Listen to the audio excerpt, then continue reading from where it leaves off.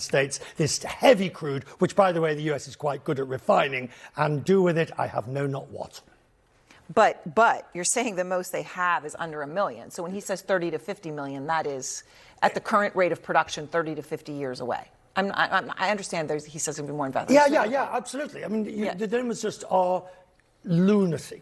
He's going to be taking the entire production of Venezuela for the foreseeable future, if he can even do that and get the ships and get it there. Okay, so the numbers don't add up in any way, shape, or form, is what you're saying right now, Paul. But even if they did, they don't, but even if they did, you'd be looking at current prices of $1.8 billion to $3 billion.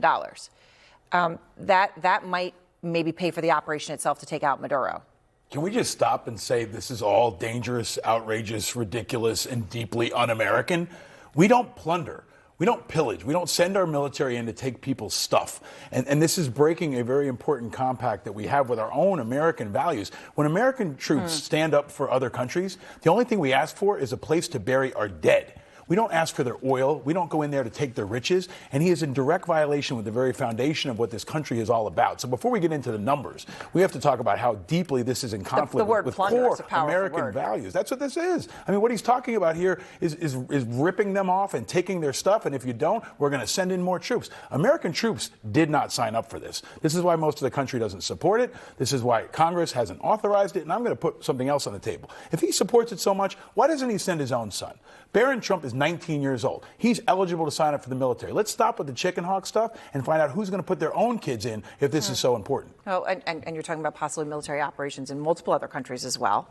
Freddie, I know that you're in regular contact with people in Venezuela, and you're hearing some things that the government is doing at this time, right? In this incredibly chaotic time that we're reporting on, that Stefano's been on the ground reporting on, that you say is creating what you call a terror state in the wake of Maduro's capture. So in the current, I don't want to use the word regime, but the current leader is Delcy Rodriguez. What are you hearing? Well, as, you know, just at the same time, while I'm here, I'm receiving these pictures. I don't know if we can show it, like people taking pictures of people from the regime receiving guns from the authorities. There's some civilians that are harassing the people in the country. And probably these guns were bought with the money from oil.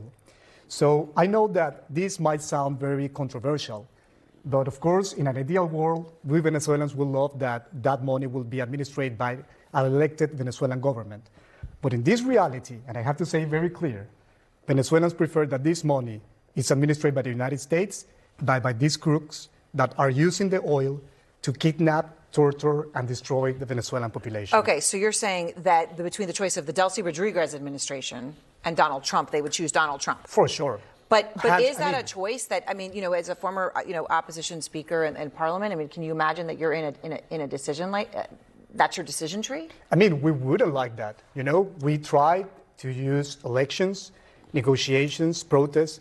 The United Nations, China, and Russia vetted everything. The ICC, the prosecutor was disbanded because his sister-in-law was the lawyer of Maduro.